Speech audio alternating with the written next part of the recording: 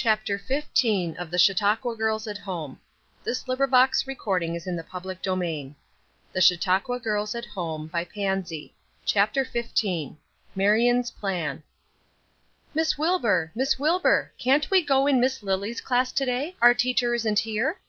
"Miss Wilbur, they are crowding us off the seat. There isn't room for no more in this class."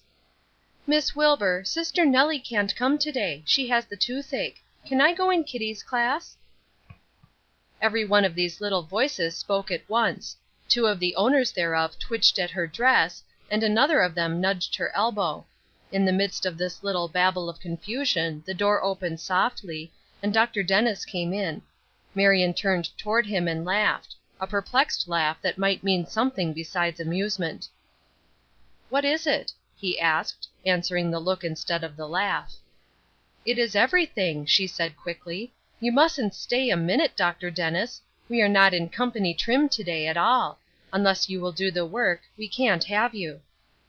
"I came to hear, not to work," he said, smiling, and at the same time looking troubled. "You will hear very little that will interest you for the next 10 minutes at least, but I don't know but you would better stay. It would be a good introduction to the talk that I want to have with you early in the week. I am coming to morrow after school if I may." Dr. Dennis gave the assent promptly, named the hour that he would be at leisure, and went away wondering what they were accomplishing in the primary class. This was the introduction to Marion's talk in the study with Dr. Dennis. She wasted no time in preliminaries, but had hardly seated herself before the subject on her mind was brought forward. "It is all about that class, Dr. Dennis. I am going to prove a failure." "Don't," he said, smiling at her words, but looking his disturbance. "We have had failures enough in that class to shipwreck it. It is quite time we had a change for the better. What is the trouble?" "The trouble is, we do nothing. 2/3 of our time is occupied in getting ready to do, and even then we can't half accomplish it. Then we don't stay ready, and have to begin the work all over again.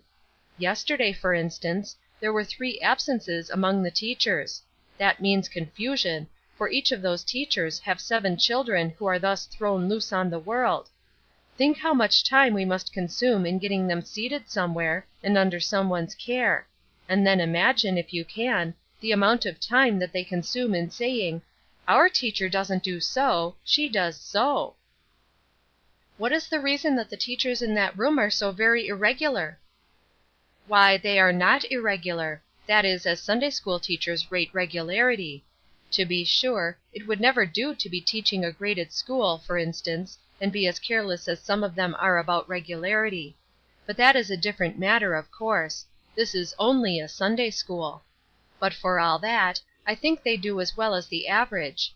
You see, Dr. Dennis, there are 20 of them, and if each one of them is present every Sunday in the year, save 3, that makes a good deal of regularity on their part, and yet averages absences every Sabbath to be looked after. Don't you see?" "I see," he said, smiling. "That is a mathematical way of putting it. There is reason in it, too.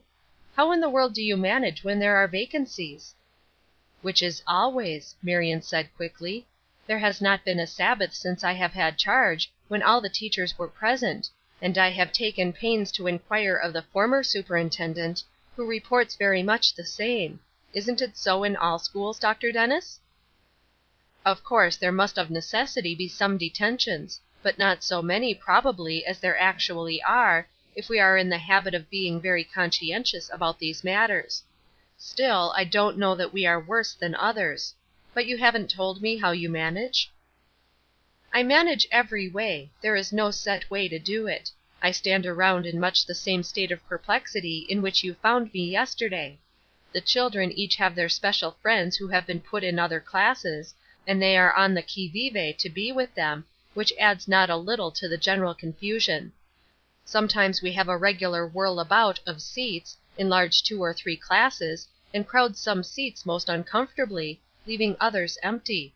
Sometimes we go out to the Bible classes for volunteers, and, by the way, it is nearly impossible to find any. I wish you would preach a sermon on that subject. It is so easy to say, 'Oh, please excuse me.' It requires so little courage to do it, and is such a comfortable and unanswerable way of disposing of the whole matter. At the same time there is some degree of excuse for the refusals. Think of the folly of setting a young girl who knows nothing about little children, and has made no preparation to teach them, beside half a dozen little restless mortals, and bidding her interest them in the lesson for 10 minutes. She doesn't know how to interest them, and she knows she doesn't, and the fact embarrasses her. Before she has fairly found out what she is expected to do, her time is gone, for it takes a wonderful amount of time to get ready to work. But these young girls have only to teach certain Scripture verses, and a prayer or a hymn, or something of that sort, have they not? One would think they might be equal to that without preparation." "Do you think so?" Marion asked, a gleam of fun in her keen eyes. "I should like to see you try it, provided you have no better mental caliber to assist you than some of the volunteers have. Why, there is a right and wrong way of teaching even a Bible verse.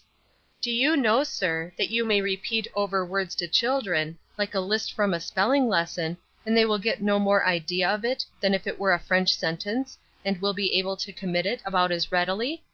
If I had children, I should rebel at their being taught even Bible verses by novices. Why, it isn't allowed in public schools. The days have gone by when anybody is supposed to be smart enough to teach children to drawl through the alphabet. We have the best of trained teachers even for that work. Why should the Sunday school not need them even more, infinitely more? Now that reminds me of a difficulty which is present even when the teachers are all there. They are not the right sort of teachers, many of them. They do just such work as would not be tolerated on week days by any board of trustees.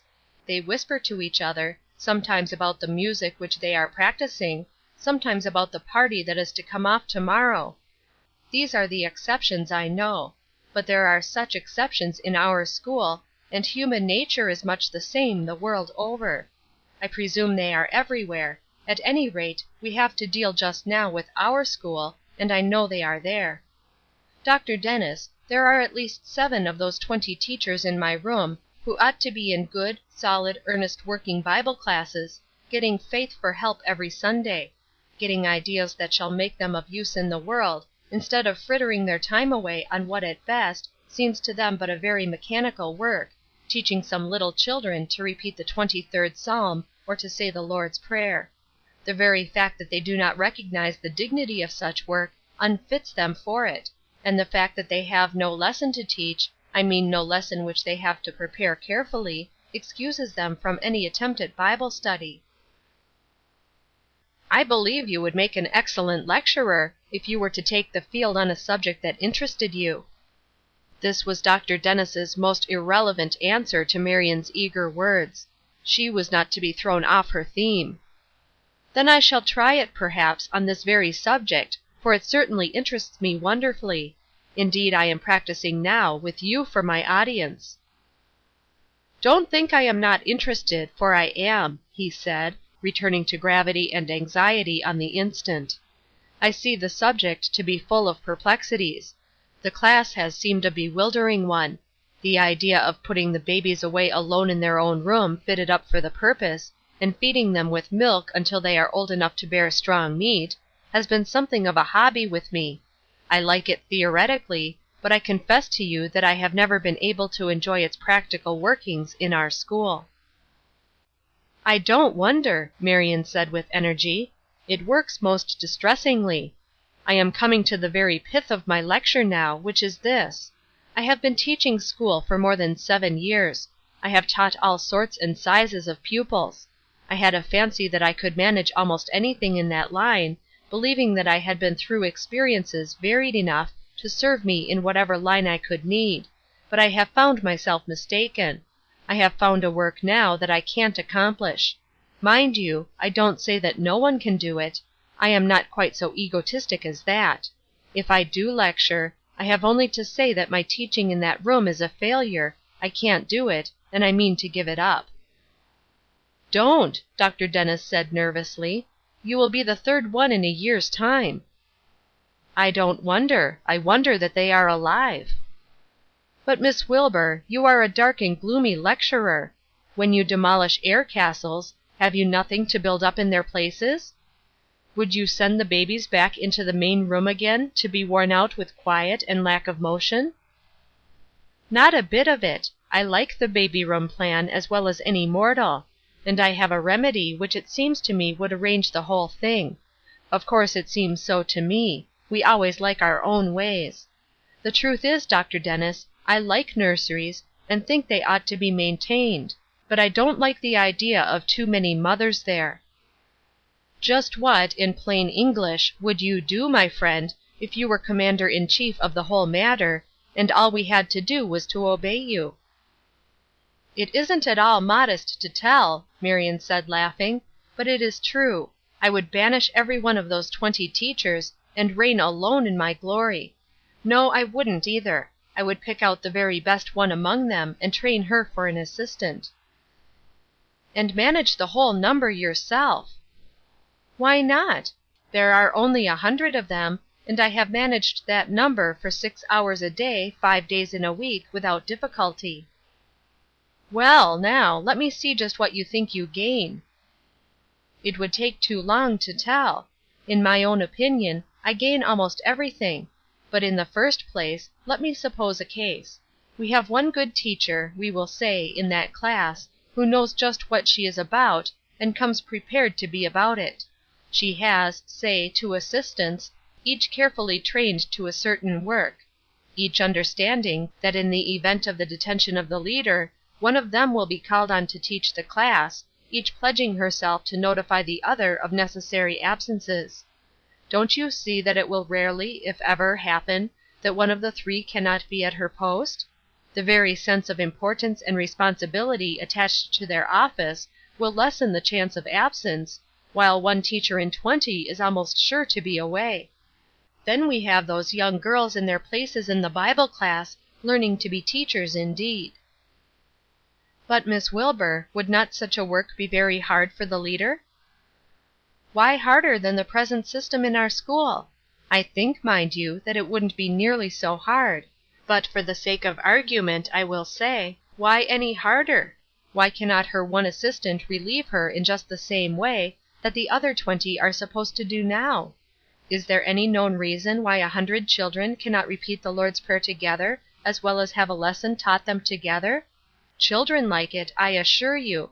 There is an enthusiasm in numbers.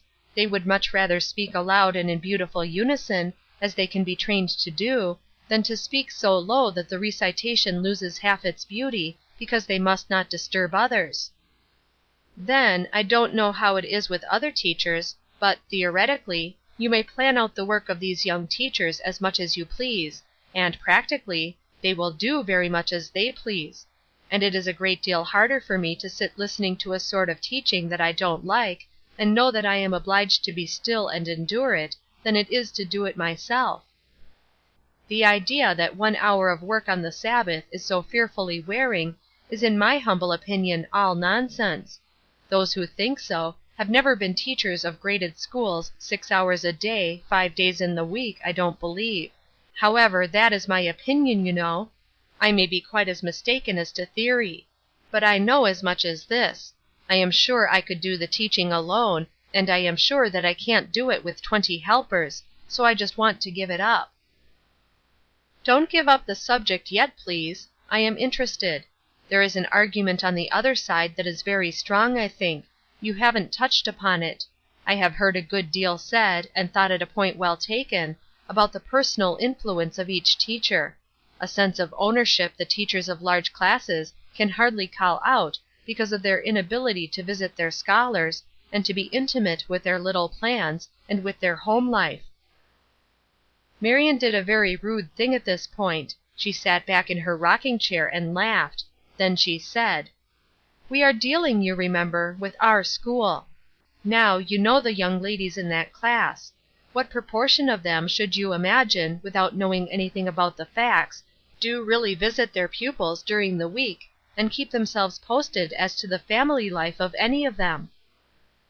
A faint attempt at a smile hovered over Dr. Dennis's face as he said, "Not many, I am afraid.